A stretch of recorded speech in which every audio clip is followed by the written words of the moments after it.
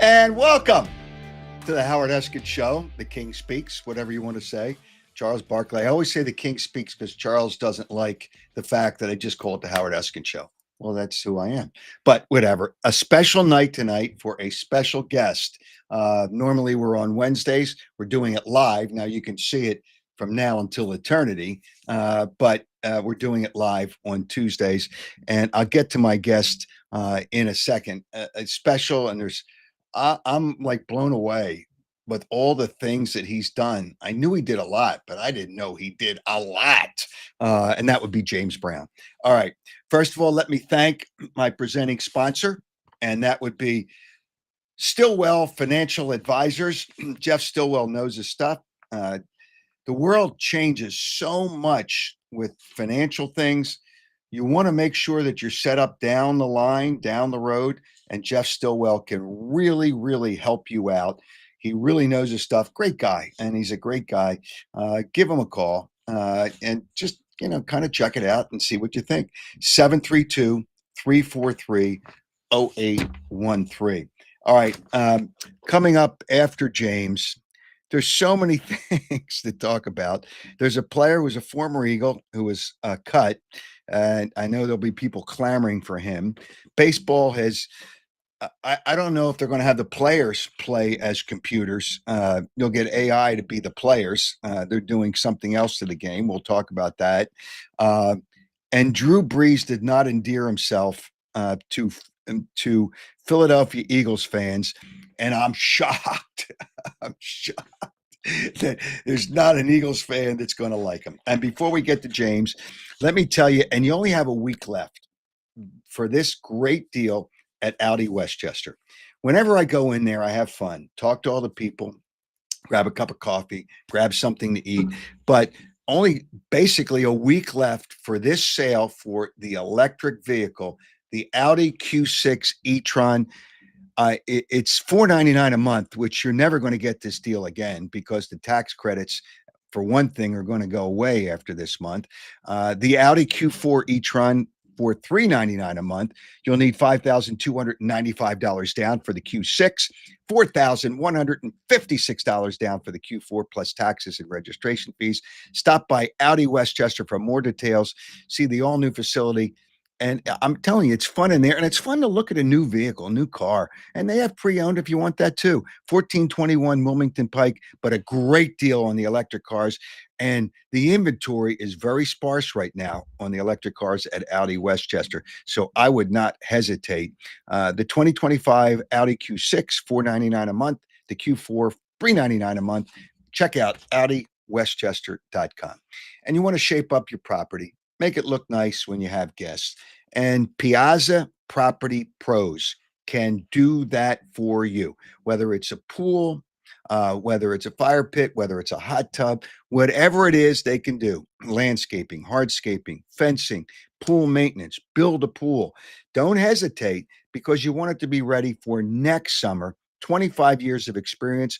And they don't subcontract, which is really, really important. Give them a call. And they'll talk to you and kind of find out what's within your budget. 610-566-2608, 610-566-2608. Call for a free consultation. Free. I said free. Some companies don't give you a free consultation, or check them out at piazzaoutdoor.com. All right. I was so pleased when my guest tonight said yes. He said yes. And he's such a great guy. And I did not realize everything he's done. And that would be James Brown, who right now is the host of the NFL Today on CBS. James, you have done it all. Hey, listen, as a sportscaster, I cover all the sports because I have to.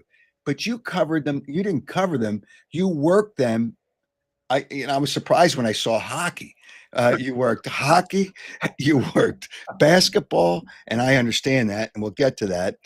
You worked baseball, and now you work football. It's just, I'd say, and you're in so many Hall of Fames, and that's really good. And obviously, we see the Emmys behind you. It is a real pleasure And just how did you get involved in so many sports? Obviously, you love sports. How did you get involved in so many sports at a network level? Well, hey, Howard, do you remember? Well, first of all, can I just thank your guy, Joe, again, Jimmy, right?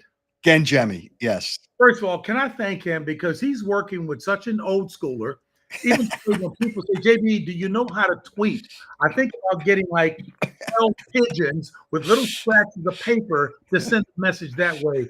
Joe was incredible. I know it's second nature, it's elementary for him, but I thank him very much because I wanted to be on time for this. That's my production guy, right? Oh, absolutely. And number two, with your relationship with is it Piazza? What's the pool company? Yeah. They are related to the baseball player Oh at my different God. level cousins. Yeah. We'll Uh, talk afterwards because we've got some renovation work to do on our pool here, and I would love to get an estimate for them. I'll put their guys up to drive from Philadelphia down to the Maryland area to do that. So I okay. put that little plug in. But hey, Howard, it's interesting because you remember the commercial. You and I are old enough to remember the cereal commercial, and I forget what the cereal was, where the mother put a new box of cereal on the table. The two older kids were skeptical and they said, give it to Mikey. He'll eat anything, he'll try anything. That was the attitude that I had based on advice given to me by Frank Gleber, God bless him, Yes. years ago at Yep. CBS, and Vern Lundquist, who said, Yep. never turn down an assignment because if you can read the rule book, you can do well in a given sport. And I did not want to be colonized, if you will, by doing just basketball, which of course was my sport, despite the size and girth, Howard, that you've seen me blow up and down with on TV. I wanted to do that. So I did that. I did figure skating, I did rock climbing, I did water polo. And yes, Howard, I love your reference to hockey because when I was at Fox, and the boss said, look, we're going to acquire hockey.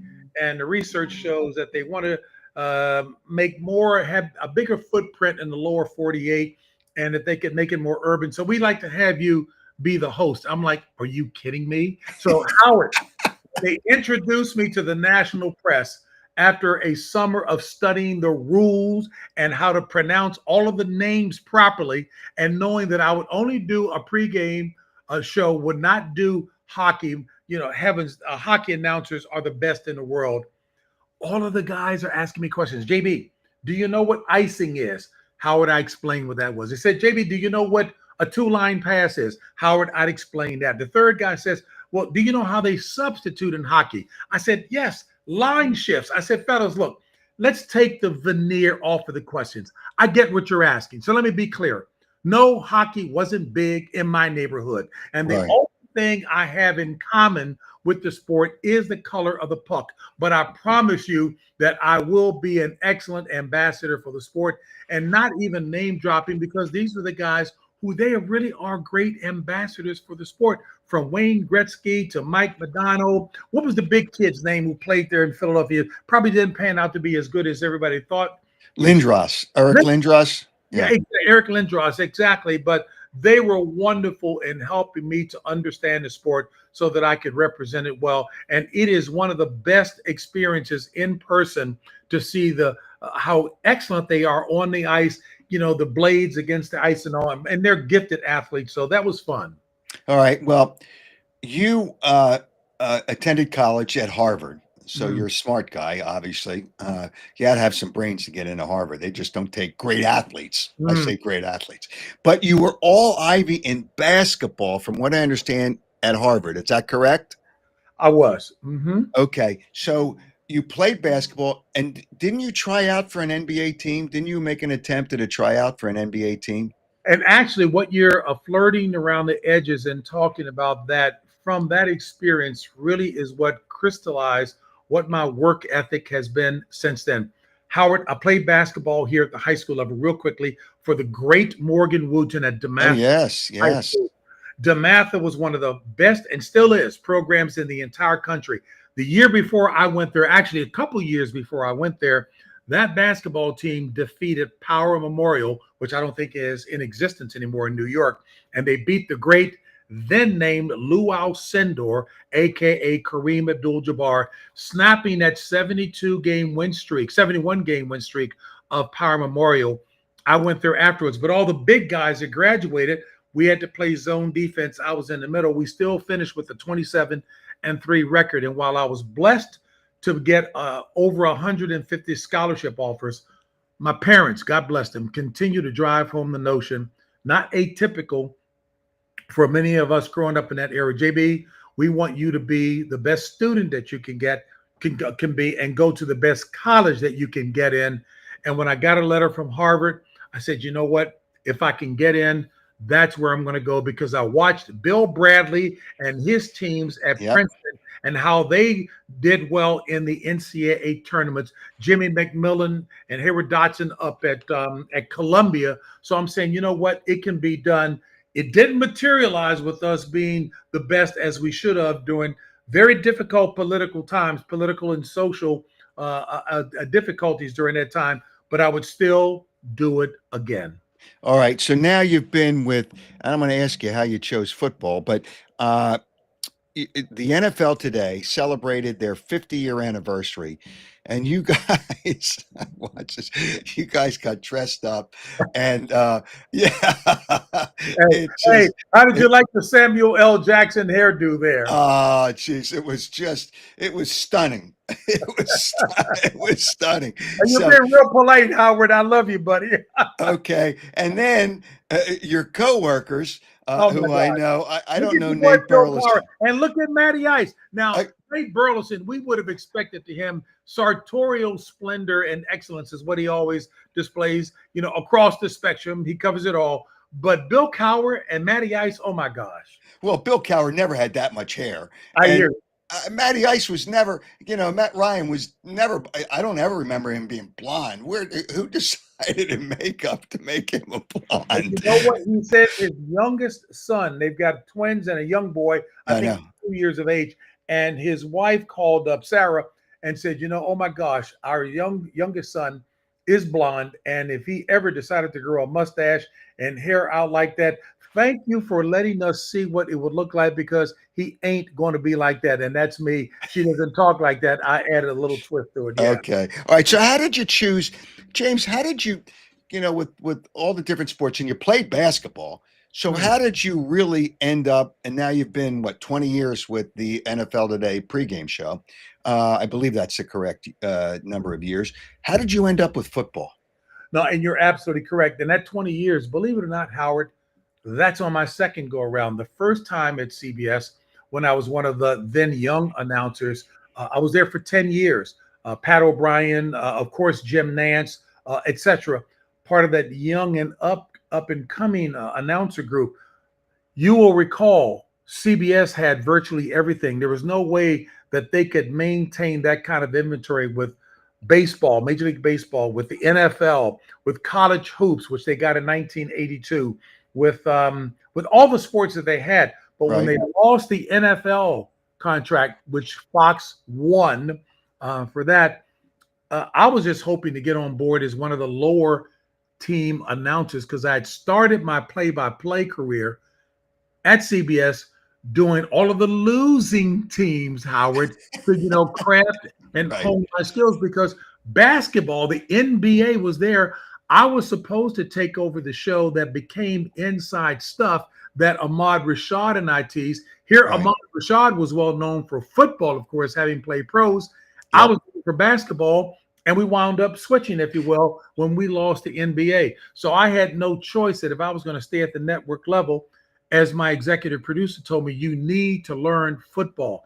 I went out to then named Redskins Park, worked with the great Bobby Mitchell, the Hall of Famer, God bless him.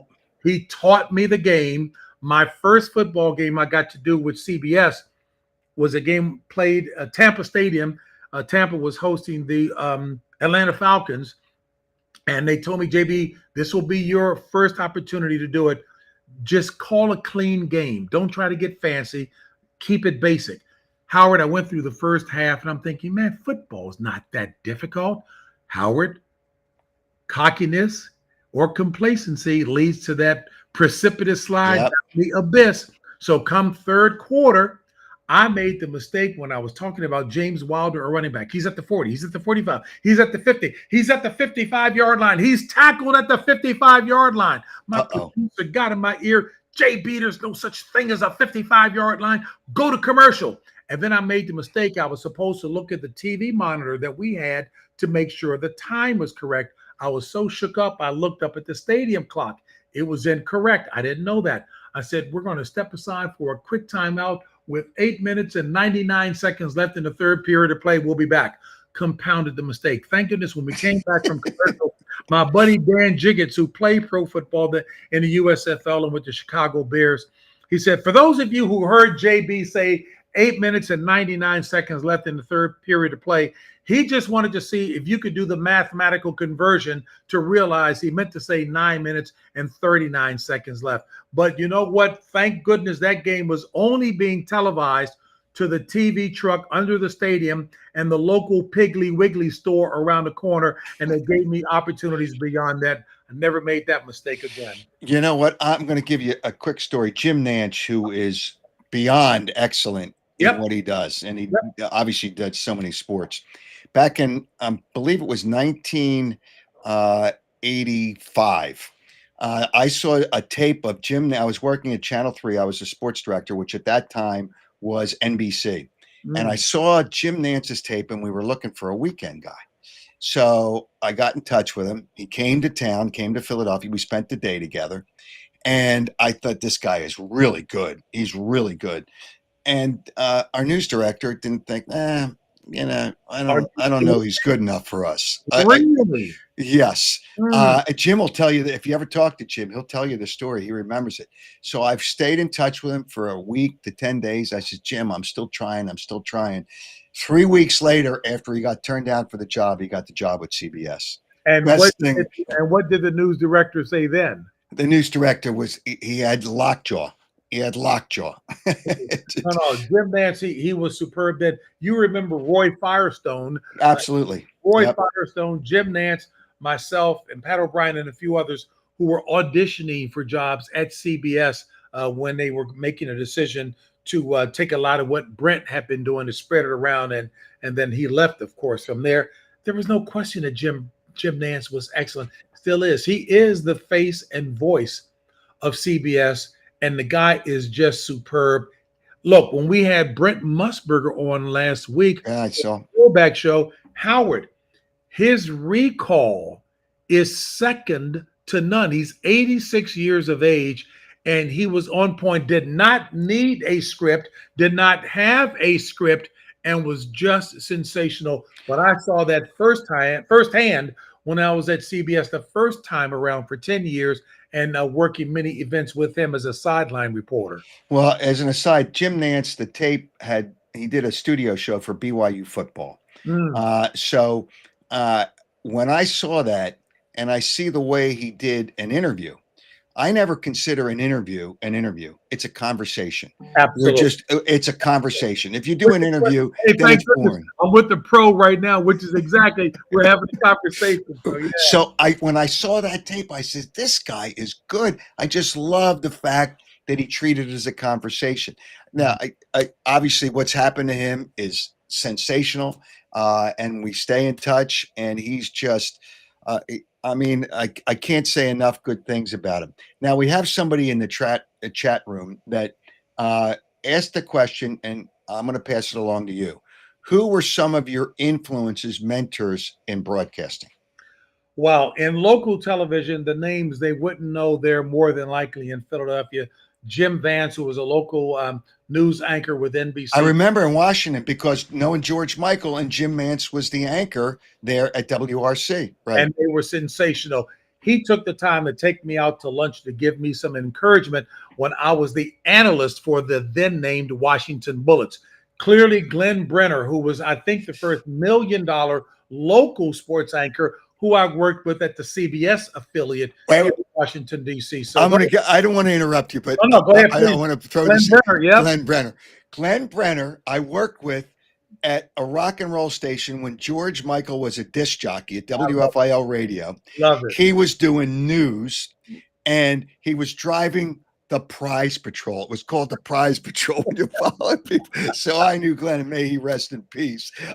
Glenn was terrific, but I didn't mean to interrupt you. So you knew his sense of humor. Hey, Yes. Howard, that's what he did. He had all of those casual sports fans who really didn't know anything about sports, but because he had this natural, quick wit, they rallied to him. But he and George Michael were neck and neck. Oh, I know. Because George, of course, was the consummate detail guy. He invested money with the station and all the satellites. He would bring you highlights from around the globe. So they were neck and neck in that regard. But Glenn Brenner, as I mentioned, Jim Vance, and the guy who gave me my start in television, there's a movie made about him, and it's called Talk to Me.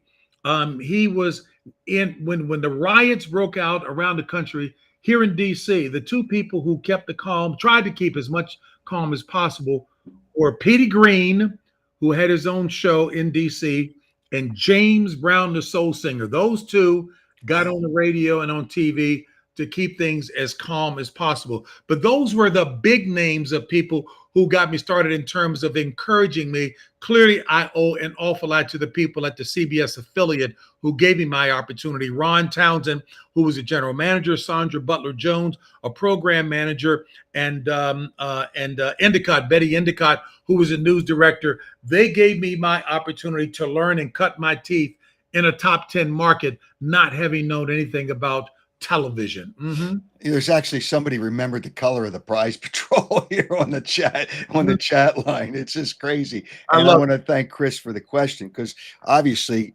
it brings back memories for all of us. I remember George Michael was the first guy. I was spinning records for George and a guy named Jim O'Brien.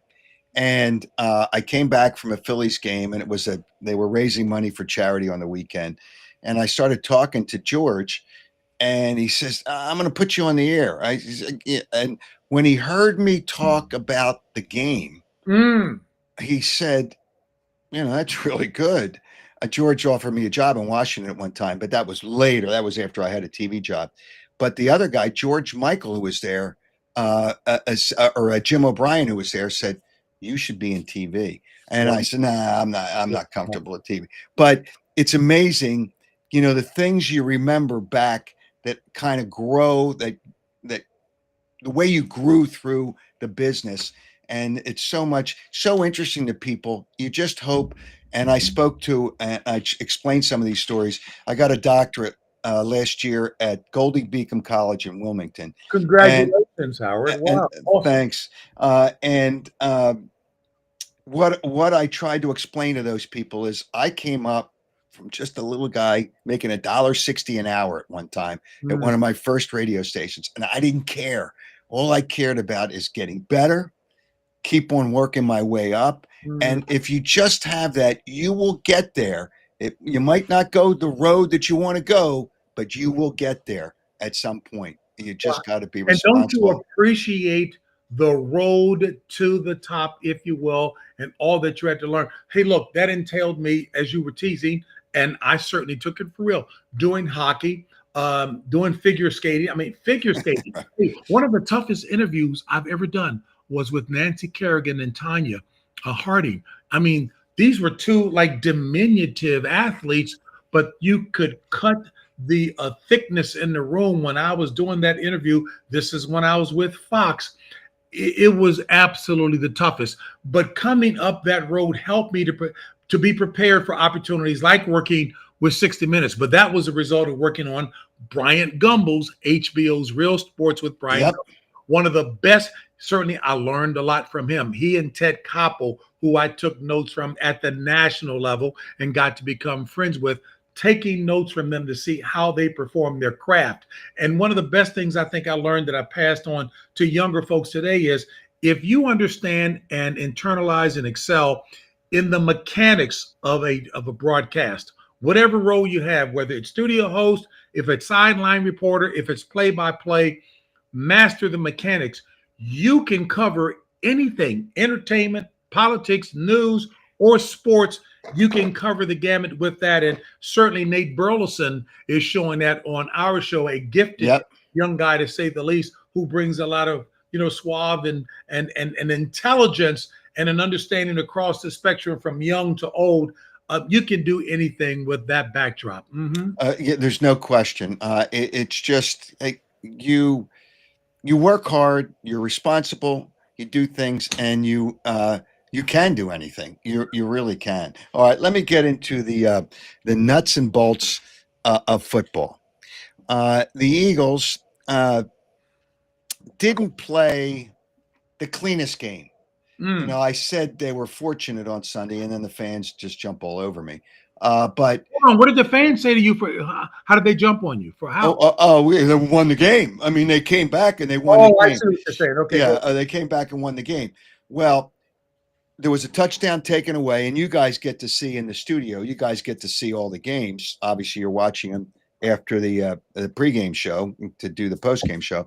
But there was a touchdown taken back on a penalty that was a penalty, but a lot of times it's not called a 2-yard run. On a hold, the center goes down and grabs the legs of one of the defensive linemen. But so that happened. 2 blocked field goals. Now you got to say, okay, they blocked the field goals.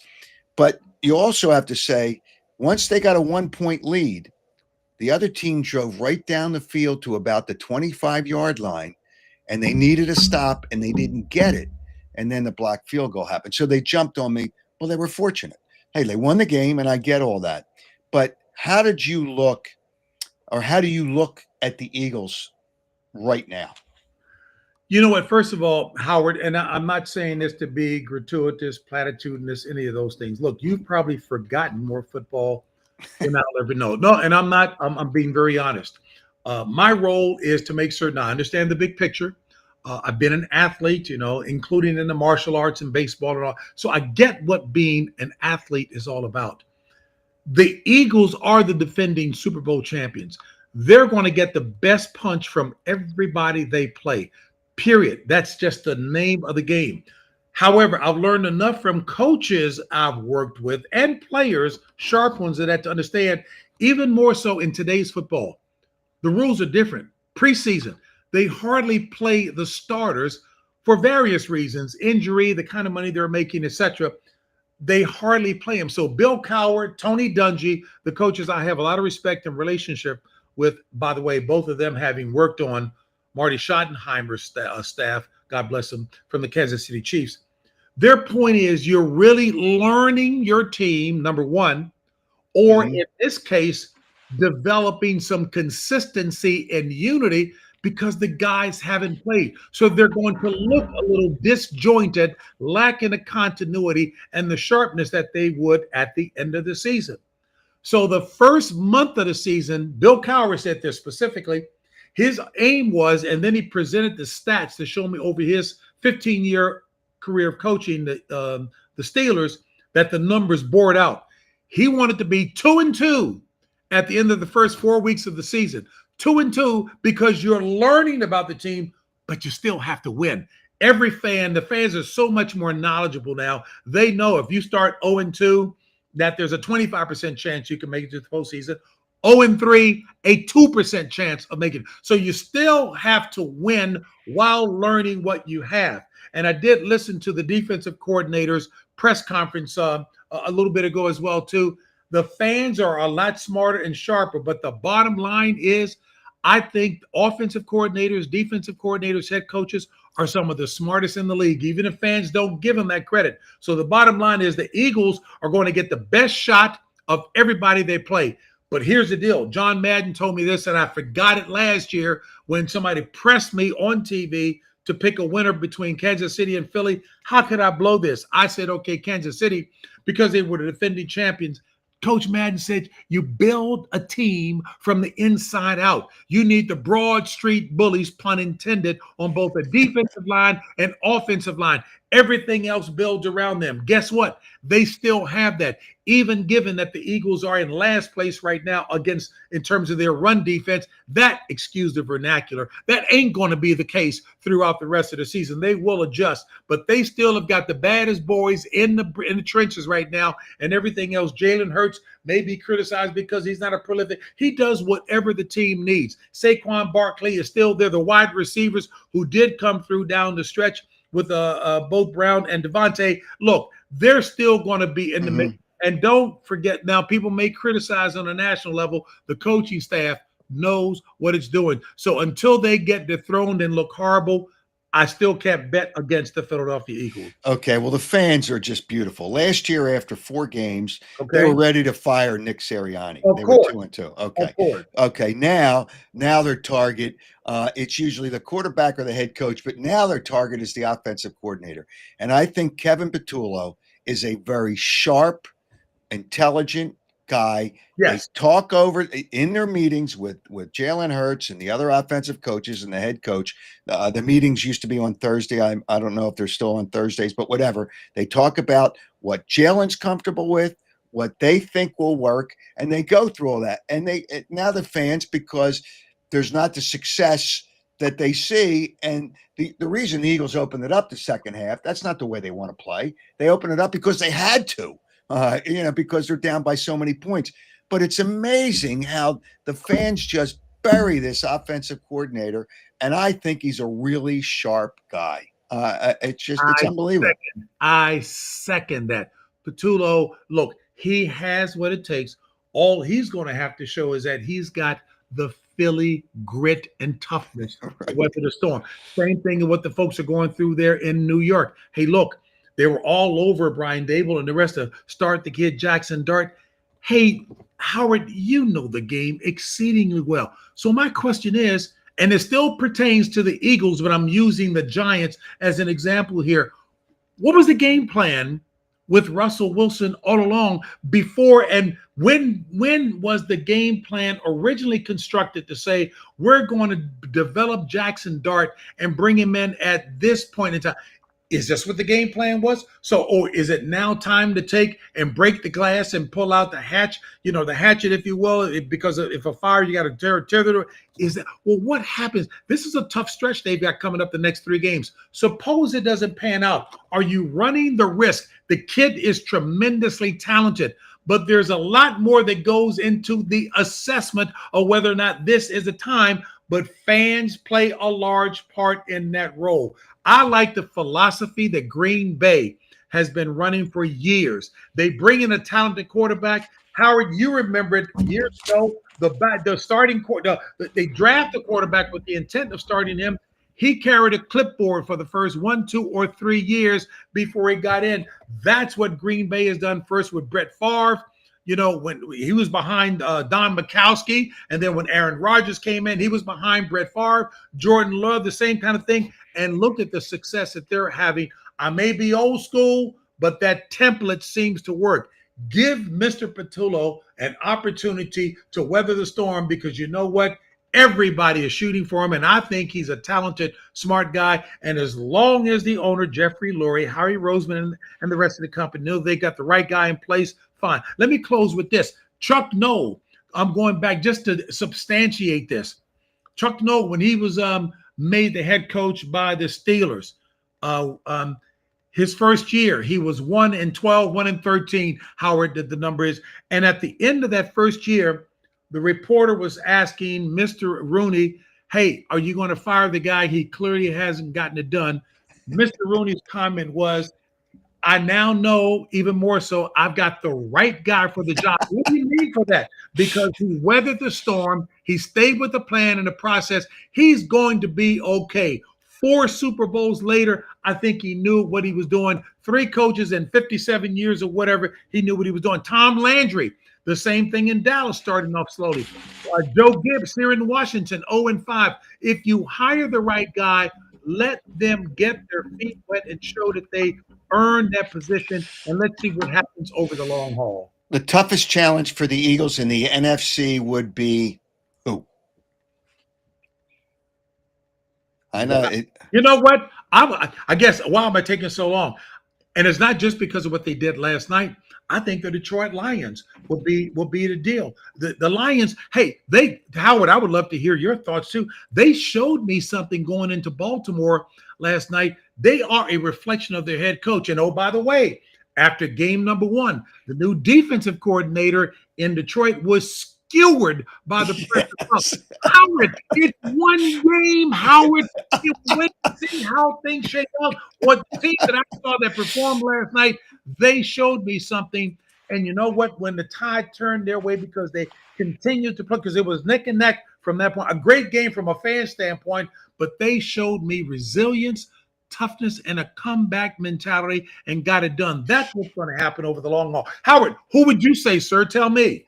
Okay, Detroit comes into the mix. They lose both their. Everybody thought, oh, they lost Ben Johnson, the offensive coordinator. They lost the defensive coordinator. Yep. You know what? Players make plays, Yes. and the mentality comes in many cases from the head coach. Yes. Dan Campbell was different. He was breaking knees, kneecaps, and all that other nonsense.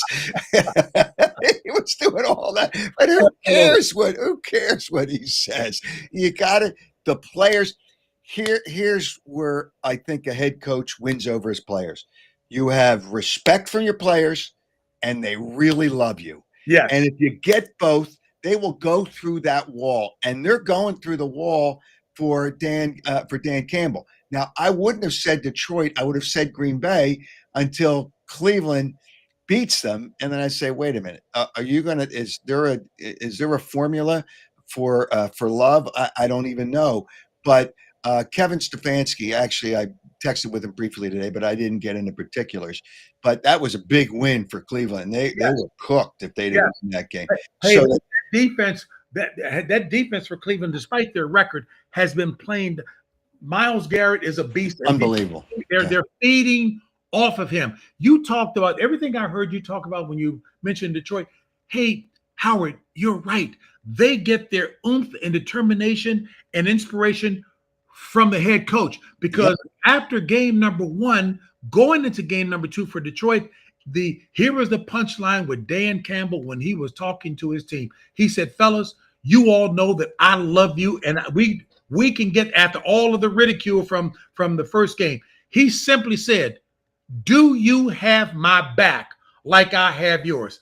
That's all he needed to say, and they went out there. I understand it's the execution. I understand it's the play call and the adjustments. All of that comes into play. But Howard, everything that you just said in talking about the motivation and encouragement that Dan Campbell is, that is real at this level. I won't call a team's name. Chances are, because of your context, you know who I'm talking about. But there was two teams this past weekend when the opponent went out on the field, at the team's home field, because they had started 0-2 or whatever, the players could sense it. They said, you know what? These guys don't even look like they want to be here.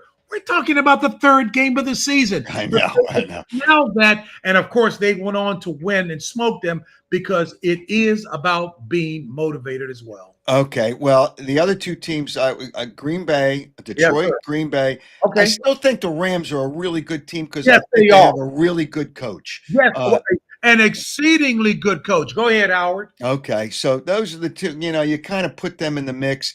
Arizona's better, but not good enough. Yeah. And in the AFC, I love Andy Reid, but they're done. They're done. They're done.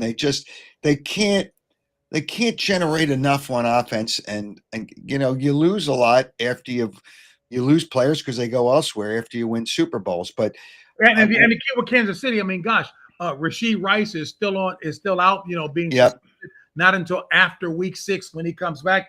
Xavier Worthy, injured. Hey, look, the speed that they had before that frightened people, they don't have it. It's amazing they're still eking by as they are. Patrick Mahomes with his sizable influence and motivation of the team, and of course Chris Jones on the defensive end. But I hear you, Howard. They can't continue to be that, because everybody is shooting after them as well too. If they don't get that kind of ammunition back on their side, it's going to be a tough season. We're going to be there this weekend. Kansas City hosting Baltimore, so that'll tell a lot. That's a big game. It's a big game for Baltimore. Yes, it is. I mean, people talked about them and I love John Harbaugh too, but their defense obviously just doesn't stop people, and that's a little bit. Lamar Jackson's done great. Their offense has been terrific, but you got to stop people, and they're not doing it. All right, I want to touch on a couple of things with the Eagles. The tush push. Yes, sir. And you probably talk why do I forget the name of your former head of officials who now works for CBS? Gene Pereira. Steratore. Is it Mike? Oh, Gene Cherator. Yeah, It Gene was Steratore. Pereira. Yep. What is Gene? Have Yeah, you talked to Pereira Gene? is with Fox, but go ahead. Yep. Okay, all right. It moved around. Because I don't think he's a big advocate for it. I don't think he particularly likes it, but go ahead. Well, because the officials can't officiate it, Right. and the fans get pissed off when I say, "Well, nobody else can do it." Yeah, Yep. but you could see in the replays, and Nick Sirianni says, "Well, it's a split-second replay." Well, if it's a false start, it's a false start. I don't care if it's a split second or not. The officials can't officiate it, so I can't believe the former official likes that. Have you talked to him about the tush push at all? You know what? And Gene he won't go out and speak negatively about it. Bill Cowher does not like it at all. I think that's the polite way I can say it. Hey, my attitude, you know what? If you don't like it, stop it somehow. Everybody was saying, well, there's no way that you can stop it. I guess there are those who know it much more so than me. But until such time, many think it's a rugby play. But you know what? Until you stop it, if they've got it legal, then you know what? Use it to your advantage. James, you were around when there was a rule that you couldn't push a player who was carrying the football. Absolutely. For some reason, they eliminated that. Yes. And Jalen Hurts, forget about the offensive line. He's getting pushed. That the tight end comes in, the running back comes in. I don't even know why they took that out of the rules. That really, whatever the case, the tush push is going to last. I think it's done after this year. Because there's too much opposition. And my only concern there is, so they're talking about the tush push and they can't stop it. They can't time it, et cetera, et cetera. They can't officiate it. And I think that's why it's going to go. You know what, Howard? That's a very good point. If you can't officiate it and there's a team that's enjoying a distinct advantage, there is probably an inherent issue with that.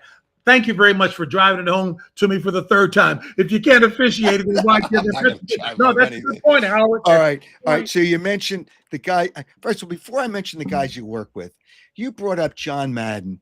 John Madden he and Pat Summerall were legendary. Yeah. But John Madden, obviously, you got the video games and all the other Madden games and all that.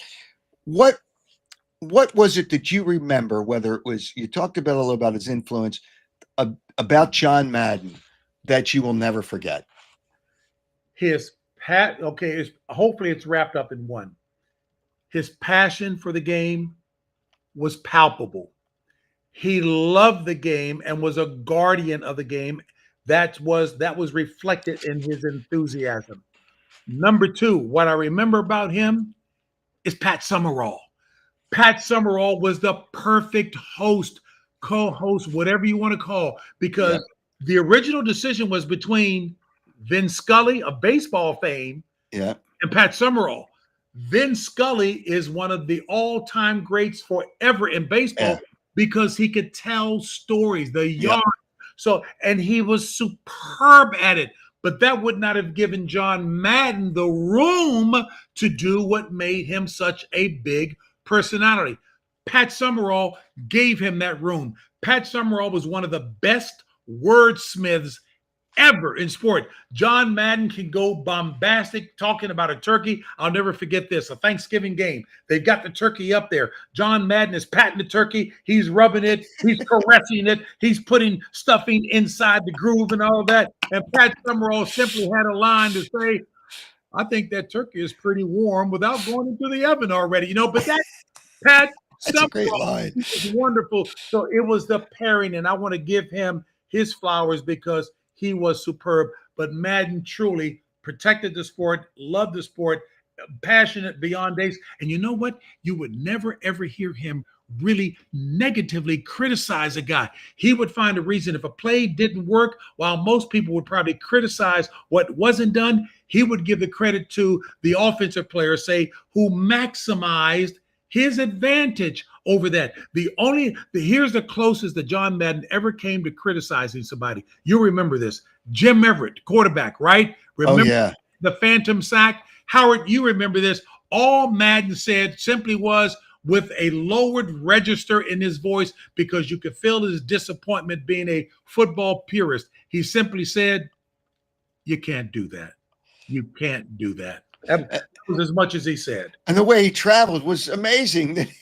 He never took a plane because he couldn't, after he coached football, he wouldn't get on a plane. Hey, how lucky or blessed should all of us, I should say blessed. I know there's no luck from a faith standpoint. That's me. How blessed was he to be able, because he had that fear of flying, that they gave him a In the couple bus. of buses. Hey, Dan Jiggins and I, when we broke in, we were the first all-black announced team to do a full season of NFL games. We said, look, give us a used school bus. We'll travel that way if that's what it takes. We'll try to go ahead and decorate it ourselves. But yeah, but Madden made good use of that.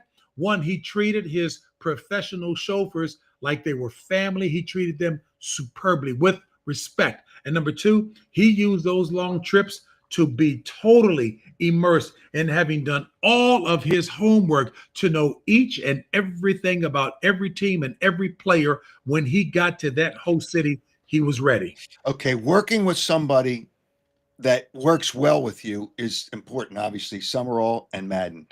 But now, as in a studio show, how important is it for you guys to have you, Cower, Burleson, and Matt Ryan to have chemistry, and how good is that chemistry with those guys?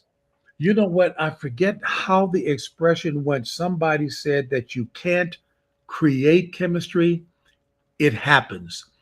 Hey, Howard, and again, it is who I am, so I'm not trying to come off any different than who I am. I consider myself exceedingly blessed to have been back, as you said, for 20 years in this chair. Forgive the vernacular. It ain't about me. It's about my colleagues. My attitude has really been based on a scripture found in Philippians 2 and 3, which says, in lowliness of mind, esteem others better than yourself. My job, as you clearly are demonstrating here with your grasp of the league and issues and the subtleties and all of that, is to make certain I have a good grasp on the big picture, the sidebar stories, and whatever the key for each game we're going into, to ask the right questions and elicit the best out of my colleagues who have been there, the great coaches or the great players, because they will help to set the table. Whether the fan base agrees with them or not, that's good too, but they will set the table for the viewers for a given game, for things to look out for as they watch. And I've been blessed to work with some excellent ones. My job is always to elicit the best and give them, like Pat Summerall, the room to do. If I'm looking down the dais, you've done this in local TV. If you've got guests there, they may be in my ear saying, JB, we got 15 seconds to commercial. Count you down to 10 so that you can lead to this commercial. If I look down the dais and I see one of my guys, say it's Matt Ryan, and his eyes go bug-eye because he's got a point he wants to get in, he's hearing the producer say 8, 7. I'll look at Matt and say, what is it? And let him get those 5 seconds in. All I need to say is back with more after this.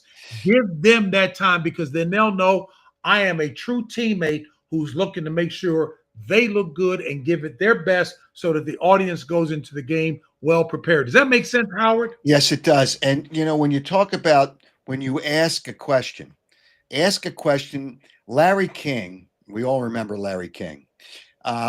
His talk show was carried on a radio station I worked before I went into TV. The first talk show I did for another FM station. And 3 keys to an interview. And athletes, I don't think, are the ones that they have to learn. I don't think there's enough work with some of these people. I had a woman that worked with me before I went into television. I never worked TV. She scared the living daylights out of me. She worked with a lot of CBS anchors, Mike Emmerich, who did the hockey. She worked with a lot of people. But what Larry King told me, first of all, you got to be real and natural. But what Larry King says, ask a question that doesn't require a yes or no answer. Yep. Ask a question and don't make a statement. Ask a question. Those are 2 of the most important things. but you got to ask a question that doesn't require a yes or a no answer. And if Absolutely. you make a statement, you've already, in today's world, I don't think enough of the reporters understand that either. And then you get the best, let them answer the question. Uh, Absolutely. And and Howard, I know you know this, and I would add the third element to that. Listen to what they say. correct. Because Larry King, he asked that question that did not require yes or no. He heard their response, and he was a naturally inquisitive guy. He would follow up with something that was relative to what they said to make it an interesting conversation. You are so right. All right. I got to talk about Tom Brady. I know he works for another network, Mm-hmm. but there was, and I really think it's an issue, and I'll explain why. He's in the booth, in the coach's booth, which is fine for an owner, but not when you have production meetings with other teams. Now, Yes. for instance, he had a production meeting with the Eagles when he did the Eagles game. The Raiders play the Eagles this year. There's going to be teams where he does a game, he's in a production meeting, and I don't know how much the coaches really share anymore with the announcers. Sometimes they give him some insight. I just don't think, I think it's it. The integrity of the game is, as the NFL always says, it's the integrity of the game is important. What are your thoughts on Tom Brady being in a coach's booth or even being in a production meeting with teams that the Raiders are going to play this year? As best as possible for people to hear my response. It is not directed at Tom Brady. It's directed at the issue, the concern that you just brought up. I said 20 minutes ago, I think that defensive coordinators, offensive coordinators, coaches are some of the best strategists and tacticians in any profession. They could be involved in the military. They're excellent. They're not going to be willing to share their deepest thoughts and secrets with you if they feel that you are in any way beholden to the competition, to another team. That's just a fact of life. I'm not going to divulge the names, plural, but I know coaches who said the same thing that you just said. They would get vanilla responses, or they wouldn't even allow them, other than the league mandated session that you sit down and talk with them. They wouldn't be at the practices. They would not let them be watching film in their place. Do it on your own, because look, this is about wins and losses, and it's about jobs.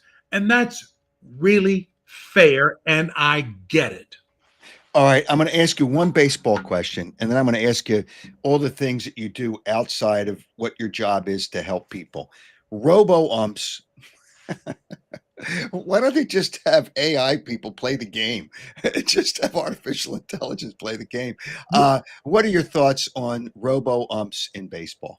You know what? I think there's something to be said for just, they're within reason. I think the technology that has been utilized, the replay up in the booth before, so the umpires on a football field in terms of football, and the same thing in baseball, but in football, so it's not taking forever. The game is not interminably long.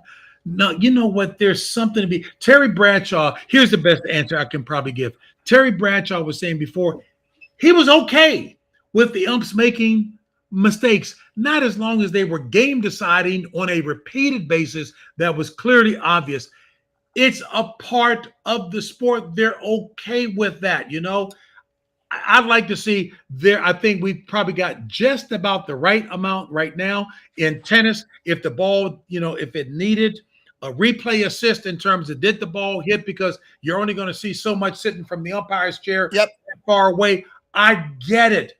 But you know what? It doesn't mean that the entire game needs to be AI officiated. That's a general answer. I'm sure there's some specifics that go into that, Howard. I'd love to hear it from you, but I'm okay with the human element being meaningfully involved as it is.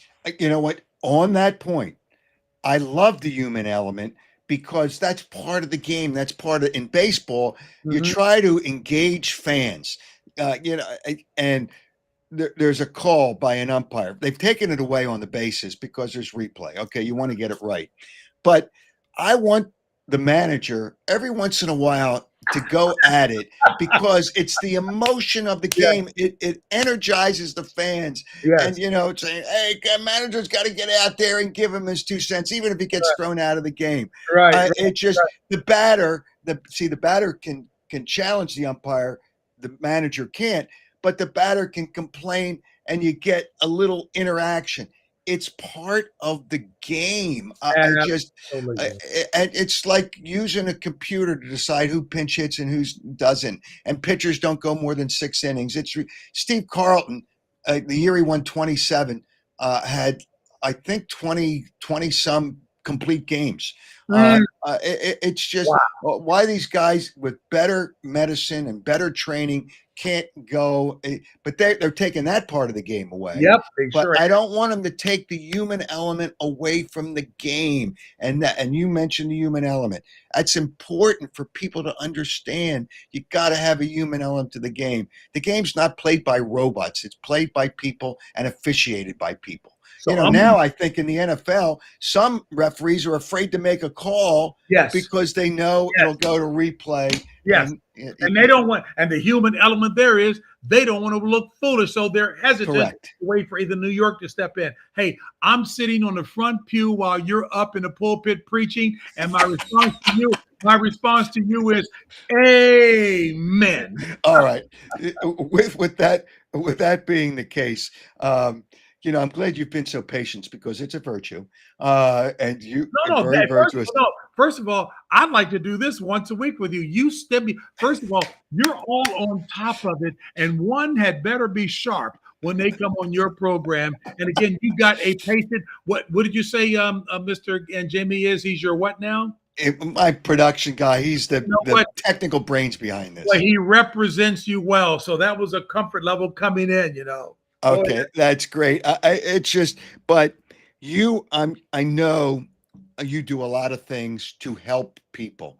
Is there anything that you want to promote or talk about where you help people? First of all, in our jobs, James, and I guess Julius Irving said this to me once. I think Mm, he had a sister that had lupus, and I went to a fundraiser with him, and he said, I do these things because it's important that celebrities use their platform to help other people. Now, I'm not at the level of Julius Irving, but I still have a platform.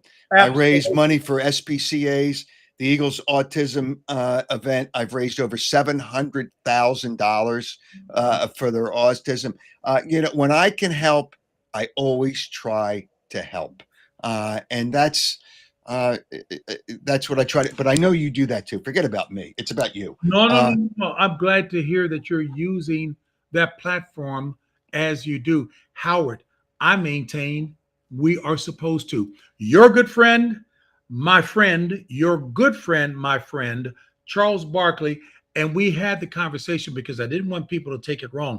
When Charles Barkley said that athletes should not be the role models, it should be parents. He's right. But the fact of the matter, the truth of the matter is, people who have whatever that platform is, it comes with the territory. You are de facto an influence, an icon, a public figure that will be influencing someone, some number of people. It comes with the territory. Look, I'm not up here on the pulpit in this setting and forum. I am by vocation a minister. I happen to be a minister, a Christian minister. So I'm looking to make certain that I am truly walking in the spirit of love in everything that I do. I've given commentaries on very challenging issues because of the intersection between sports and culture. So I'm trying to make certain that I am doing my part to promote an atmosphere of true respect and love one for another.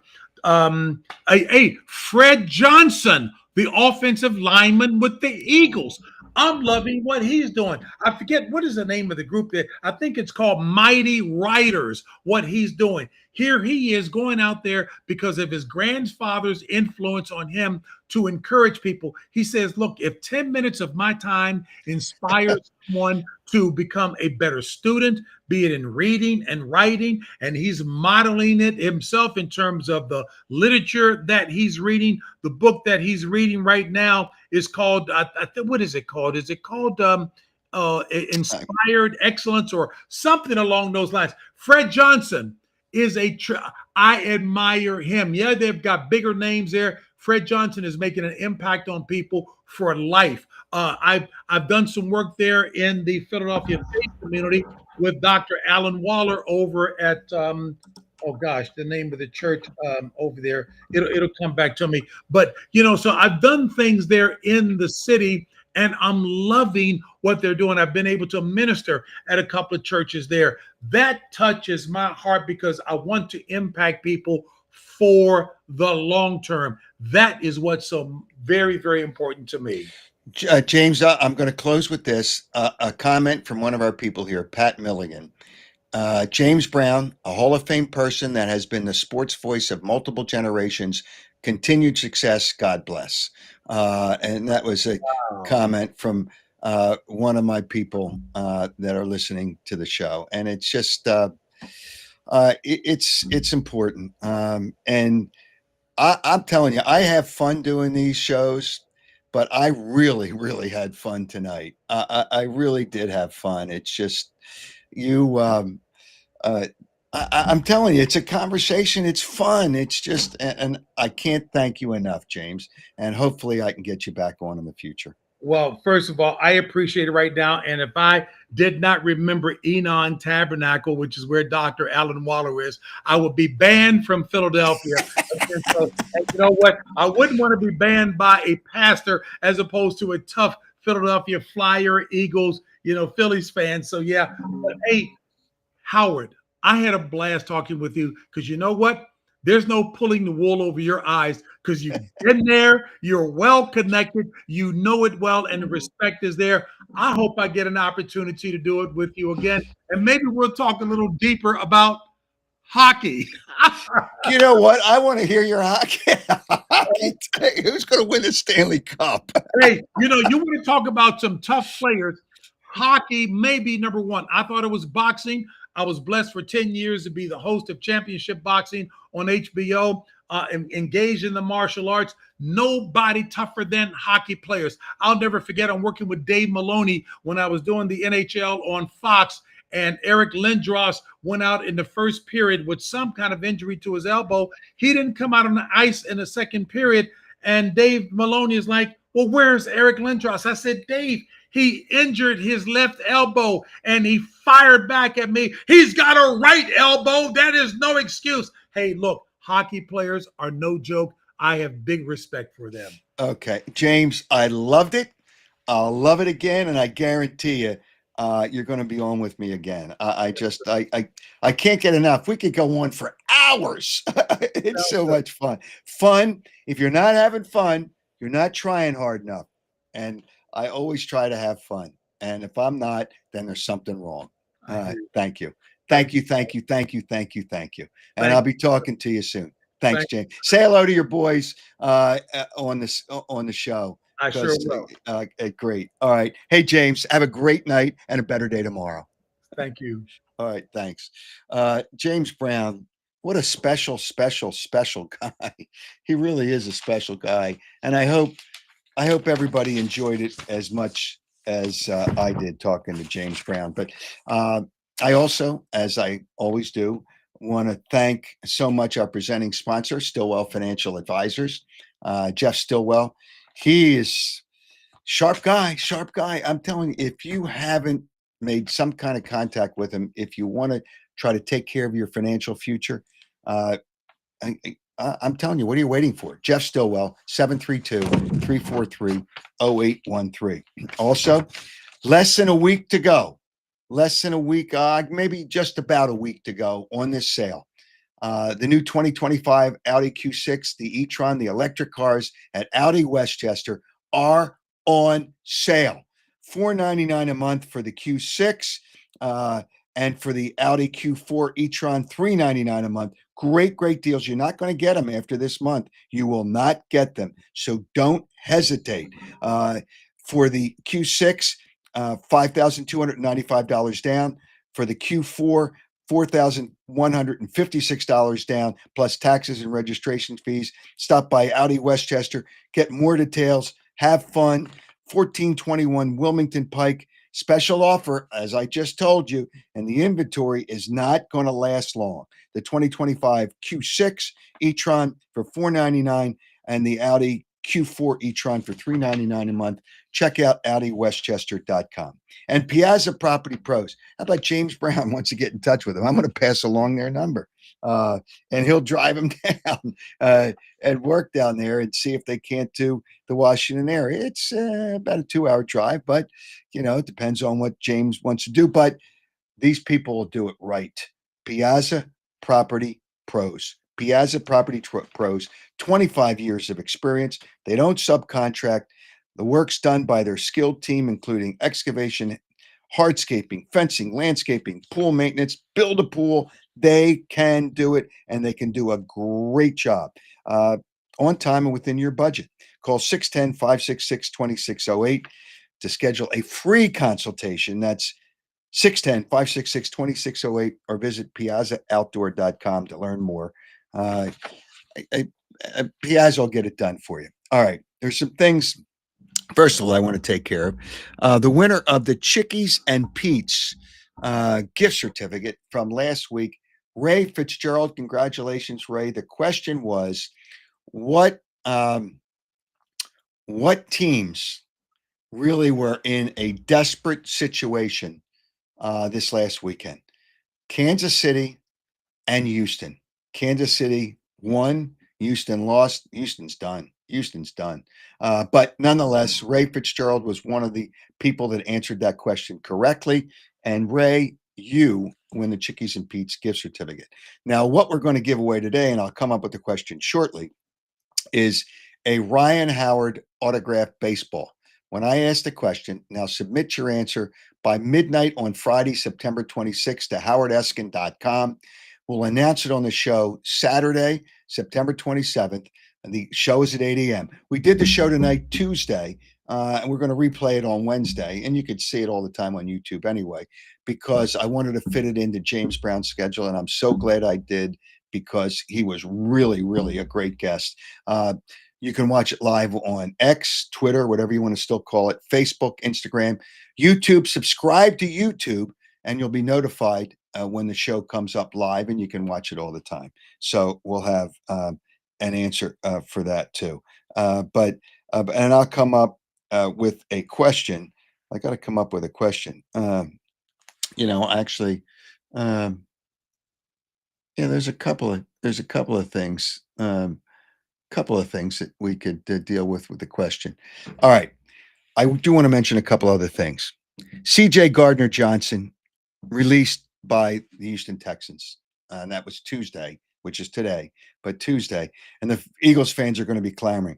There's a reason he got released. Now, would he play a lot here? But he's a different kind of guy. Sometimes, do they want to change the chemistry on this team with C.J. Gardner-Johnson? I think it would be a mistake if they sign him, but who knows? Who knows with them? The robo-umps, I think, is a joke. It's not going to be exactly right, because the angles might be a little bit different, as some people have pointed out. I like the human element. James and I talked about that. Also, I'm going to play you this comment from Drew. Not play you. I'm going to show you this comment from Drew Brees. He now does once a week on ESPN. Obviously, he was asked about the Eagles offense. I can't stand to watch the Eagles offense. It's the most boring offense. Now fans are going to get pissed. They're going to get pissed at Drew Brees, but he tried to create a little bit of an outroar. And one thing I want to touch on, because people have made this an issue with Kevin Patullo, the offense changed from the first half to the second half. The reason it changed is because they were behind by so much and they had bad field position. But there was a shot on TV of what people said Jalen Hurts was arguing with his offensive coordinator, Kevin Batul. Let me play that comment really quickly. When you look at just the sideline discussions in general, we all try to, as coaches, look through the pictures first, kind of communicate, and then it goes position group by position group. I always talk to Jalen first. We go through what we're seeing, kind of what happened out there, kind of foreshadowing what we want to do, and then I usually talk to the receivers and talk to Saquon in the backs, and then work my way down and talk to the O-line. And so it's really important because they're the ones out there doing it, right? And so they give you really good information and feedback sometimes about what they're feeling, what's happening, how it's happening, and when it's happening. And ultimately, you want to put them in the best spot you can, right, for them to do their job. There was a sequence on the sideline late in the third quarter where Jalen's like passionately talking to you and Jamal Singleton. What do you remember about that? The message he was trying to deliver? Yeah, it's funny. Like, it wasn't really anything about anything that was a heated moment. I think it was just a play that had happened, and I don't even remember, to be honest, what we were talking about. And I know that was kind of been made a big deal, but it wasn't anything, that was a serious matter of any kind. In fact, like, Jalen and I have had really good discussions in general. If you watch those touchdown drives, and we've been driving the ball, like, him and I get very excited in general, both excited people and very competitive. So I think it's been really, really good. Yeah, it wasn't any big deal. People made a big deal out of it. It wasn't any big deal. And before we leave you tonight, first of all, I hate to tie two of them together, but I didn't mention it earlier. Happy New Year to people of the Jewish faith. Happy New Year. Happy New Year to my family. Happy New Year to everybody. Happy New Year. And change gears, and this is an awkward change, but I do want to mention maybe he was the nicest, kindest athlete I have ever met. And there's nobody nicer. I've met a lot of nice, kind athletes, and I should say there's nobody better than Bernie Perrant. We lost somebody really, really, really, really special. Bernie Perrant was a gem.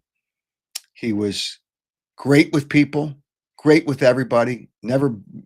He just couldn't be nicer. It didn't matter who you were. Bernie Perrant was always he might have been the nicest. There's nobody better than Bernie Perrant. And we've lost a great, great, great person. Forget about the hockey player. We know he was a great hockey player. We know how good he was as a goaltender. We know about the Stanley Cups. We know about all those things. But as a human being, I don't think you can say anything that's more special about a person than the person himself. And Bernie Perrant was that guy. Bernie, rest in peace. We will all miss you.